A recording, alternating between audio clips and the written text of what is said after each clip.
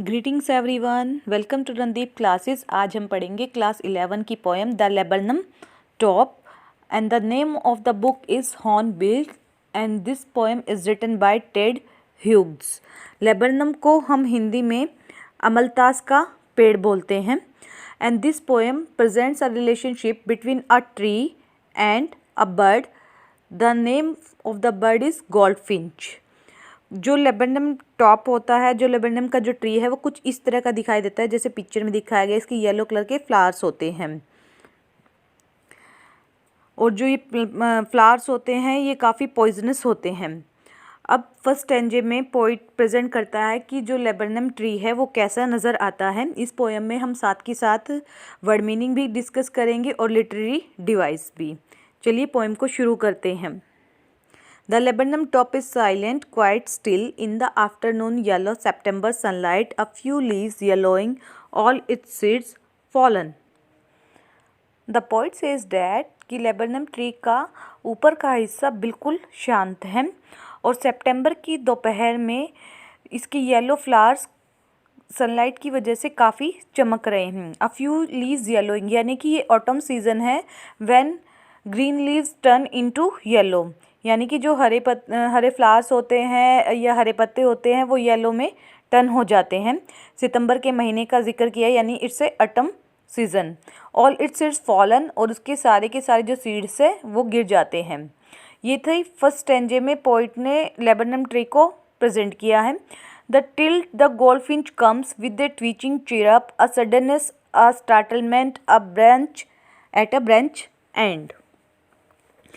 अब यहाँ पर देखिए ट्विचिंग का मीन्स क्या होता है। ट्विचिंग का मीन्स होता है शॉर्ट एंड सडन।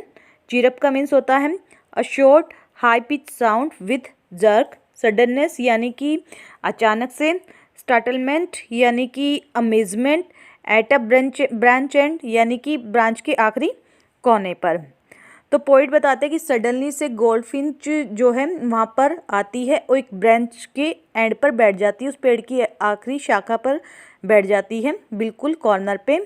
और अचानक से वो एक हाई पिच में साउंड निकालती है, जिसकी वजह से जो आसपास की जो सराउंडिंग में जो लोग होते हैं वो थोड़ा सा डर जाते हैं, थोड़ा से हैरान हो जाते हैं कि सडनली जो ये अचानक से इतनी जो शांति थी, अचानक से इतना ये शोर कैसे शुरू हो गया, ये नॉइज़ कहाँ से आने लगा।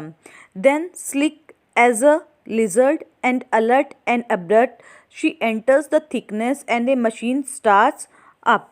स्लिक का मीन्स यहाँ पर है smooth and glossy and shiny. Alert का मीन्स यानी कि सचेत। अब्रप्ट का means that means do something suddenly. Thickness का मीन्स यहाँ पर लिया है a dense full of leaves and branches. A dense area यानी कि एक कोई गहरा सा स्थान जहाँ सारे पत्ते वगैरह हैं, ब्रांचेस ज़्यादा है, इस तरह का कोई स्थान। मशीन स्टार्ट्सअप यानी कि मशीन का मीन्स यहाँ पर लिया गया है the sound produced by bird. अब पोइट कहता है कि जो गोल्डफिंच है वो एक लिजर्ड की भांति काफ़ी ग्लोसी है, काफ़ी शानदार है और वो सचेत भी है। ठीक है, वो अचानक से पेड़ के एंड पर आके बैठती है और जैसे ही वो वहाँ पर आती है तो उस पेड़ में एक मशीन स्टार्ट हो जाती है। मशीन स्टार्ट होने का मतलब यहाँ पर क्या है कि उस पेड़ पर गोल्डफिंच का नेस्ट है, उस नेस्ट में उसके बच्चे बैठे हुए हैं। ठीक है, बेबी बर्ड्स हैं। तो अचानक से चिटरिंग यानी कि चिटरिंग जो बर्ड्स नॉइस करते हैं, ट्रिलिंग का मीन्स भी वही है, noise and sound made by bird, कि अचानक से वहाँ पर आते हैं और मदर गोल्डफिंच को देखकर जो उसके बच्चे हैं अचानक से टर्मर ऑफ विंग्स, टर्मर का मीन्स होता है शेक करना, अपने विंग्स को शेक करने लगते हैं, फड़फड़ाते हैं, चहचहाट की आवाज़ें शुरू हो जाती हैं। और सडनली तभी मतलब पोइट कहता है कि ऐसा फील होता है कि जैसे उस पेड़ पर कोई मशीन स्टार्ट हो गई है। यानी कि फर्स्ट स्टैंजे में जो दिखाया गया था कि जो लेबनम का जो ट्री है काफ़ी शांत है और अचानक से उसमें क्या है, एक तरह की ऊर्जा भर जाती है, एक तरह का साउंड उसमें से उत्पन्न होने लग जाता है, वो पेड़ पूरा का पूरा शेक करने लग जाता है। The whole tree trembles and thrills, यानी कि जो पूरा का पूरा जो पेड़ है वो हिलने लग जाता है, आवाज़ों से भर जाता है। It is the engine of her family. She stokes it full, then flirts out to a branch end, showing her barred face, identity marks. अब यहाँ पर मीनिंग देखते हैं इसका। स्टोक्स का मीन्स क्या होता है? स्टोक का मीन्स होता है to put fuel in the fire or feed the young ones. ठीक है। ब्राड का मीन्स होता है marks with blend of colours and light. ठीक है। और ब्रांच एंड का आपको पता ही है। फ्लड्स आउट का मीन्स होता है यानी कि moves out, leads out. She stokes it full. She stokes it full का मीन्स होता है to put fuel in the fire, यानी कि जो मदर गोल्डफिंच है बाहर से आती है, अपने बच्चों के पास आकर बैठती है, उनको धीरे से आराम से वो खाना खिलाती है, उनको फीड करती है और फिर उनको फीड करने के बाद वो बड़े आराम से उस ब्रांच के कॉर्नर पर आकर बैठ जाती है। जब वो उस पेड़ से बाहर निकल कर आती है उसके फेस पर कुछ क्या है, हम निशान सा देखते हैं, यानी कि वैसे तो देखो गोल्डफिंच येलो कलर की होती है।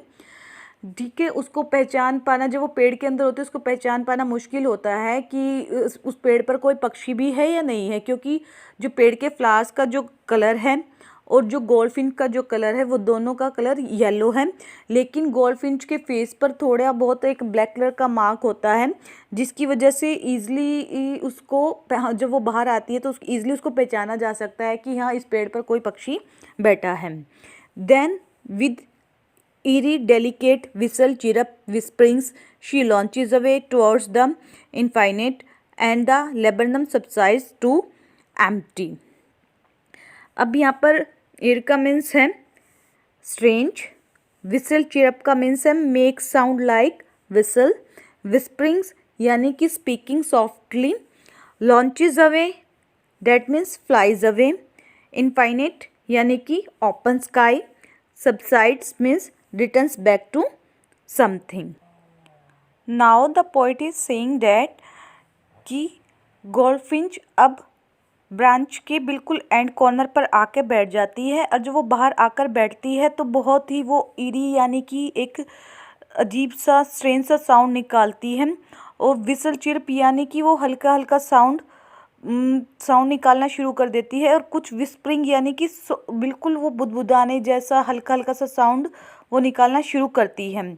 उसके बाद शी लॉन्चेस अवे यानी कि वो वहाँ से उड़ जाती है, कहाँ पर? Towards the infinite and the laburnum subsides to empty. तब वो वहाँ पर एक खुले आसमान की तरफ उड़ जाती है, यानी कि अपने बेबी को फीड कराने के बाद वो फिर से वापस आकर ब्रांच के एंड पर बैठती है, हल्के हल्के से साउंड करती है, अलग अलग तरह की आवाज़ें निकालती है और फिर वो खुले आसमान में उड़ जाती है। और वहाँ पर उसके बाद जो लेबरनम जो ट्री होता है वो फिर से शांत हो जाता है, उसमें किसी प्रकार की हलचल नहीं हो जाती है और वो बिल्कुल खाली हो जाता है। हमने इस पोएम में पढ़ा है कि बर्ड के आने से पहले उस ट्री की सिचुएशन क्या थी, बर्ड के आने पर उस ट्री की जो सिचुएशन थी, मूवमेंट थी, वो क्या हुई, और बर्ड के जाने के बाद उस ट्री की, लेबरनम ट्री की सिचुएशन क्या हुई। हमने इस पोएम में ये चीज़ें डिस्कस की हैं। ये जो पोएम है फ्री वर्स में लिखी गई है, यानी कि इस पोएम की कोई भी राइमिंग स्कीम नहीं है। It is written in free verse, no rhyming scheme is used in this poem. So इस पोएम में एलिट्रेशन का भी कहीं पर प्रयोग हुआ है। एलिट्रेशन क्या होता है? Repetition of consonant sound nearly placed words, जैसे कि हम लाइन 2 में देखते हैं सितंबर सनलाइट, एस और एस, यहाँ पर क्या एलिट्रेशन साउंड आया है। ठीक है, एलिट्रेशन का प्रयोग हुआ है। ठीक है, इसी तरह से हम यहाँ पर भी आया है, जैसे कि द थिकनेस, जो ये रहा टी एच यहाँ पर भी एलिट्रेशन है। फिर जो इस पोएम में जो नेक्स्ट लिटरेरी डिवाइस यूज़ हुई है वो ही है कॉन्सोनेंस। कॉन्सोनेंस कहते हैं prominent use of consonant sound in a line. For example we can see in the first line, here is silent still. ठीक है, यहाँ पर जो से यानी कि एस जो कॉन्सोनेंट हमारा अल्फ़ाबेट है उसकी रिपीटेशन बार बार हुई है। इसमें यहाँ पर जो से साउंड है वो प्रोमिनेंट है। जो हमारा नेक्स्ट इसमें लिटरेरी डिवाइस यूज़ हुआ है वो है एसोनेंस। एसोनेंस क्या होता है? Prominent use of A vowel sound in a line. For example हम फर्स्ट लाइन का ही एग्जाम्पल लेंगे, जैसे कि साइलेंट में, क्वाइट में, स्टिल में जो आई है, आई वोवल का इसमें यूज हुआ है। See here.